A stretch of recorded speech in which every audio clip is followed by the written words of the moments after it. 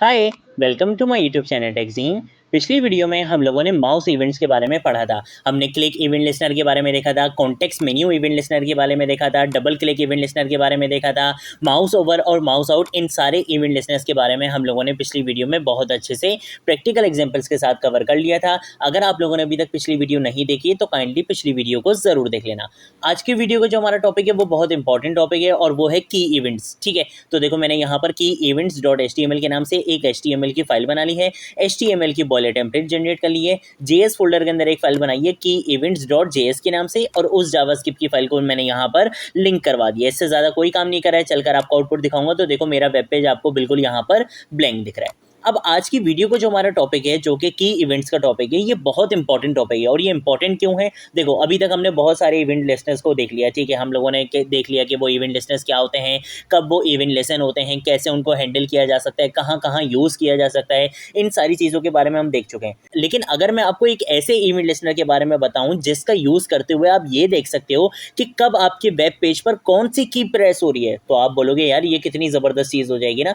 यही कॉन्सेप्ट होता है किसका, की इवेंट्स का, कि आप अपने वेब पेज पर ये चेक कर सकते हो कि कब आपकी कौन सी की प्रेस हो रही है। और इसकी सबसे बेस्ट एग्जांपल दूं मैं आपको कि जब भी आप जावास्क्रिप्ट का यूज़ करते हुए गेम्स बनाते हो ना, तो आपको इसका यूज़ करना ही करना पड़ता है। ये लाजमी यूज़ करते हो आप। जैसे कि अगर मैं आपको बहुत ईजी एग्जांपल दूं, ठीक है, बहुत सिंपल सी एग्जांपल दूं स्नेक गेम की, कि अगर आप जावास्क्रिप्ट का यूज़ करते हुए स्नेक गेम बना रहे हो, ठीक है, आप HTML CSS जावास्क्रिप्ट का यूज़ करते हुए स्नेक गेम बना रहे हो, तो आपको पता है कि यार अगर मैं लेफ्ट एरो की दबाऊंगा तो क्या होगा, स्नेक मेरे लेफ्ट साइड पे जाएगा। राइट एरो की दबाऊंगा तो कहाँ जाएगा, वो राइट साइड पे जाएगा। ठीक है, तो आपको बहुत अच्छे से पता है कि यार जब मैं ये वाली की प्रेस करूंगा तो ये वाला काम होगा। तो इसके लिए क्या करना पड़ेगा, आपको इवेंट लिस्टनर्स क्रिएट करने पड़ते हैं। आप इवेंट हैंडलर्स बनाते हो कि भाई जब ये वाली की जो है वो प्रेस हो तब ये काम हो जाए, जब ये वाली की प्रेस हो तब ये काम हो जाए। तो इन सारी चीज़ों के लिए आपको क्या यूज़ करना पड़ता है, की इवेंट लिस्टनर्स का यूज़ करना पड़ता है। अब की इवेंट लिस्टनर्स में आपके पास दो इवेंट लिस्टनर्स होते हैं, एक होता है की डाउन और एक होता है की अप। हम दोनों को इस वीडियो में कवर करने वाले हैं। ठीक है, मैं काम ये करता हूँ कि मेरा वेब पेज बिल्कुल ब्लैंक ना दिखे, तो मैं एक H1 का टैग यहाँ ऐड कर लेता हूँ। इसकी जबकि कोई नीड नहीं है, लेकिन चलो मैं एक यहाँ पर इस तरीके से लिख लेता हूँ यार, जावास्क्रिप्ट डॉम, और इस तरीके से कर लेते हैं डॉम इवेंट्स। ठीक है, कंट्रोल ऐसे सेव करूंगा, चलकर आपको दिखाऊंगा तो देखो मेरे पास यहाँ पे मेरा H1 का टैग आ चुका है। इसकी नीड नहीं है, लेकिन फिर भी चलो हम दिखा देते हैं, कोई इशू वाली बात नहीं है। हम आ जाते हैं अपनी जावास्क्रिप्ट की फाइल में।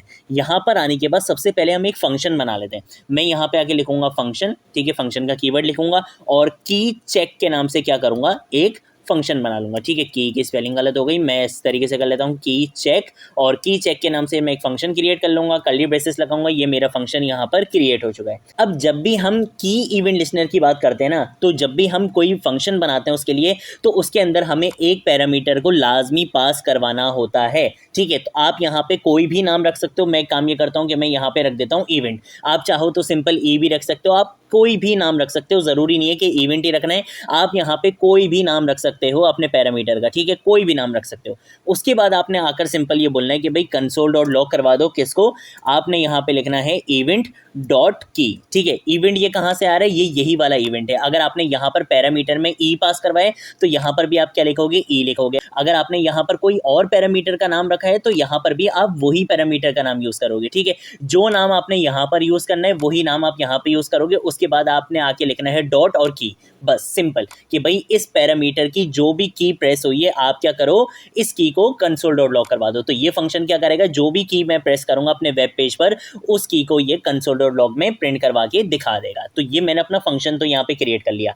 अब मुझे क्या करना है, मुझे अपना इवेंट लिस्टनर रजिस्टर करना है। अब देखो इवेंट लिस्टनर कहाँ मैं चाहता हूँ, मैं किसी एक स्पेसिफिक एलिमेंट पे नहीं चाहता। मैं चाहता हूँ कि मेरे इस पूरे वेब पेज पर कहीं भी कोई भी की प्रेस हो तो मुझे उसके बारे में पता चल जाए। ऐसा ही होता है ना। ठीक है, तो अब मुझे क्या करना पड़ेगा भाई, मुझे बात करनी है अपने इस पूरे वेब पेज की। ये पूरा वेब पेज मेरा कहाँ पर है, इस विंडो में है। तो उसके लिए मुझे क्या यूज़ करना पड़ेगा, करंट विंडो के लिए हम क्या यूज़ करते हैं, विंडो का ऑब्जेक्ट यूज़ करते हैं, जिसके बारे में हमने पिछली वीडियो में भी देखा था, इससे पहले भी हम देख चुके हैं। और विंडो के ऑब्जेक्ट पर हम एक सेपरेट वीडियो में भी बात करने वाले हैं, तो बिल्कुल परेशानी वाली वाली बात नहीं है। बस एक विंडो का ऑब्जेक्ट होता है जिसके बारे में मैंने आपको पहले भी बताया कि जो आपकी करंट विंडो को क्या कर रहा होता है, रिप्रेजेंट कर रहा होता है। ठीक है, तो वो क्या होता है, हमारे पास विंडो ऑब्जेक्ट होता है। तो मैं यहाँ पे आगे लिखूंगा कि भाई विंडो के बाद लिखूंगा डॉट, और डॉट के बाद मैं लिखूंगा ऐड इवेंट लिसनर कि भाई मेरी विंडो पर क्या कर दो, इवेंट लिसनर को ऐड कर दो। ठीक है, अब ऐड इवेंट लिसनर का फंक्शन क्या करता है, ये आपसे दो पैरामीटर्स लेता है। पहले पैरामीटर में ये पूछता है कि भाई मुझे वो इवेंट लिसनर बताओ कि आप कौन सा इवेंट लिसनर यहाँ पे ऐड करवाना चाहते हो, और दूसरे पैरामीटर में आपने क्या बताना होता है, फंक्शन का नाम, मतलब आपने अपना क्या बताना होता है, इवेंट हैंडलर बताना होता है। तो इवेंट हैंडलर का क्या नाम है, की चेक। ठीक है, कंट्रोल सी करूंगा, इसी को यहाँ पे लाके मैं कर दूंगा पेस्ट। अब जो सबसे पहला इवेंट लिसनर हम यहाँ पे देखने वाले हैं जो हमारे पास की इवेंट्स में होता है, वो होता है हमारे पास की डाउन का। ठीक है, मैं यहाँ पे आगे लिख लूँगा की डाउन, कंट्रोल ऐसे सेव करूंगा और यहाँ पर आता हूँ, और जैसे ही अब मैं कोई भी की प्रेस करूंगा console.log में आपको वो की दिख जाएगी। जैसे कि फॉर एग्जांपल अभी मैं प्रेस करता हूँ के, तो मैंने जैसे ही के प्रेस करा तो देखो यहाँ पे आपको क्या मिल चुका है, के मिल चुका है। मैं यहाँ पर अब एरो की प्रेस करता हूँ तो देखो यहाँ पे आ चुका है एरो। अब मैं यहाँ पे डाउन एरो की प्रेस करूंगा तो देखो यहाँ पे आ चुका है डाउन एरो। मैं यहाँ पे लेफ्ट एरो की प्रेस करा तो देखो लेफ्ट एरो की आ चुकी है। राइट एरो की प्रेस करी, राइट एरो की आ चुकी है। एफ प्रेस कर रहा हूँ, एफ आ रहा है। ए प्रेस कर रहा हूँ, ए आ रहा है। आर प्रेस कर रहा हूँ, आर आ रहा है। 1 प्रेस कर रहा हूँ, 1 आ रहा है। 7 प्रेस कर रहा हूँ, 7 आ रहा है। मतलब जो भी की मैं प्रेस करूंगा वो आपको यहाँ पर console.log में मिल जाएगी। ये सारी चीजें क्यों हो रही हैं, ये सारी चीजें इस वजह से हो रही हैं कि मैंने बोला कि भाई मेरी विंडो पर जो भी आपको वेब पेज दिख रहा है उस पर आप एक इवेंट लिसनर को ऐड कर दो की डाउन का।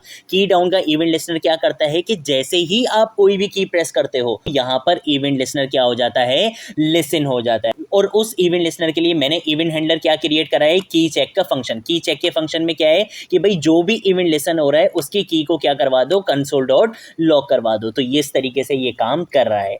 अब जो दूसरा इवेंट लिसनर होता है हमारे पास वो होता है की अप का। ठीक है, की डाउन का तो हम देख चुके हैं। मैं इसी को यहाँ पे डुप्लीकेट करूंगा, इसको यहाँ पे कमेंट करूंगा और यहाँ पे की डाउन की जगह क्या लिख दूंगा, की अप लिख दूंगा। ये होता है हमारा दूसरा और आखिरी की इवेंट्स का इवेंट लिसनर। कंट्रोल एस से सेव करूंगा, यहाँ पर आता हूँ और यहाँ पर आकर मैं कोई भी की प्रेस करूंगा वो भी आपको console.log में मिल जाएगी। तो देखो अगर मैं फॉर एग्जांपल यहाँ पे प्रेस करता हूँ H तो देखो आपको H मिल चुका है। मैं Q प्रेस कर रहा हूँ तो Q मिल रहा है। अगर मैं N प्रेस कर रहा हूँ तो N मिल रहा है। ठीक है, अगर मैं आपको यहाँ पे 8 प्रेस कर रहा हूँ तो देखो 8 मिल रहा है। अगर मैं यहाँ पे डाउन एरो की प्रेस कर रहा हूँ तो देखो एरो डाउन मिल रहा है। तो मतलब मैं कोई भी यहाँ पे की प्रेस कर रहा हूँ तो वो आपको दिख रही है।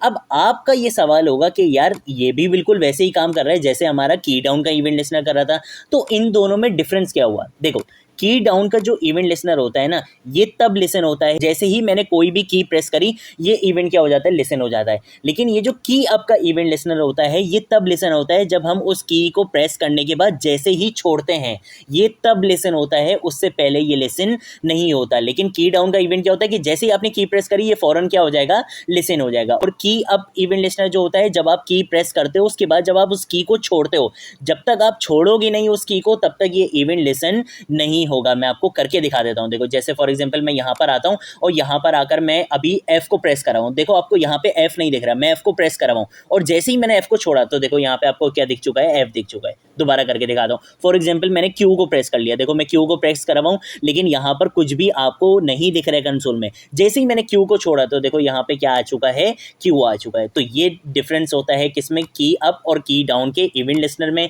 ये अक्सर इंटरव्यू क्वेश्चंस में भी पूछ लिया जाता है और इसका कॉन्सेप्ट बहुत ज्यादा यूज होता है जावास्क्रिप्ट गेम डेवलपमेंट में। ठीक है, तो आपको इन सारी चीज़ों के कॉन्सेप्ट आने चाहिए। ठीक है, जब हम गेम्स वगैरह भी बनाएंगे प्रोजेक्ट्स में जावास्क्रिप्ट का यूज़ करते हुए तब आप देखोगे कि हम इन इवेंट लिसनर्स को बहुत ज़्यादा यूज़ करेंगे। ठीक है, तो आज का हमारा टॉपिक बहुत छोटा था लेकिन बहुत इंपॉर्टेंट टॉपिक था, जब भी मैंने इसके लिए जो है वो एक सेपरेट वीडियो बनाई। तो आज की वीडियो के लिए इतना ही। अब हम मिलेंगे नेक्स्ट वीडियो में नेक्स्ट टॉपिक के साथ, तब तक के लिए बाय बाय।